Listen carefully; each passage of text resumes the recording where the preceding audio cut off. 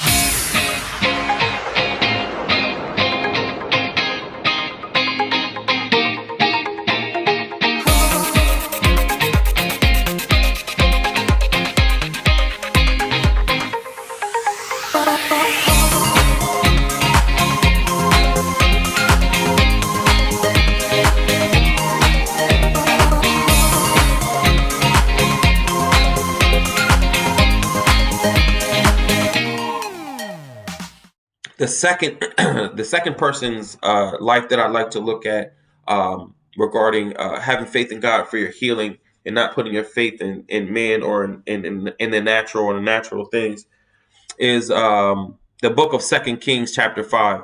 We're going to learn about a great commander named Naaman, who is the king of the armies of Syria, who is the commander of the armies of Syria. It just so happens, though, that he was stricken with an incurable disease called leprosy, and I believe he was a leper for a long time, if not most of his life. But nonetheless, he was a leper.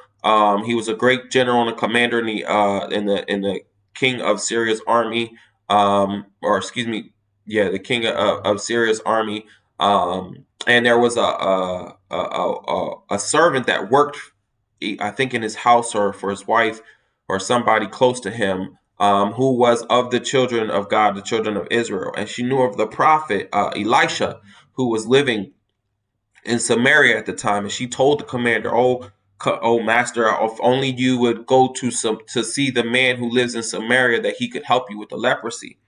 So the commander Naaman decides to listen to the girl's word and sends a message to the king of Syria to talk to the king of Israel to take care of Naaman. So the king of Syria sends a message to the king of Israel saying, "I'm sending to you all of these gifts and treasures and my commander Naaman, so that you can heal him of his leprosy." So imagine being the king of Israel, right? You're in charge of, keeping the peace. You're in charge of maintaining order, and another king sends you a message saying, "Hey, I'm sending you my commander. Make sure he gets healed. Here's the money for the healing," and you don't have the ability to heal somebody. The king may think, "All right, why are you trying to hold out on me? I know there's a healer in your land. I know you have the ability to heal people of leprosy. Why are you holding out on me?" And take that as a declaration of war. And apparently the king of Syria was a pretty, a man not to be quarreled with, right? So the prophet Elisha hears about the letter, I believe divinely, and sends message to the king and says, don't worry about what the king of Syria has said. Send the commander Naaman to me, right? So Commander Naaman comes to Elisha for healing, and Elisha says, Go and wash in the river Jordan 7 times, and you'll be healed. Now the commander gets upset. He gets pissed off. He says, aren't the rivers we got back home better than the rivers in Jordan here? And he leaves off angry, but his servants go after him saying, Master, Master, Master, had the man of God told you to do some elaborate or exorbitant thing, would you not have done it? So how much more so when he says, go and wash 7 times, should you not go and wash? So Naaman comes to his senses. He goes and washes. The leprosy goes away. He's elated. So he goes back to Elijah, thank him, and fall down on his face. I know there's no God but your God. Thank you for everything. It was so amazing what you've done. Thank you so much. Let me pay you for what you've done for me. And Elijah said, I will take nothing. I can take nothing from you. Go in peace.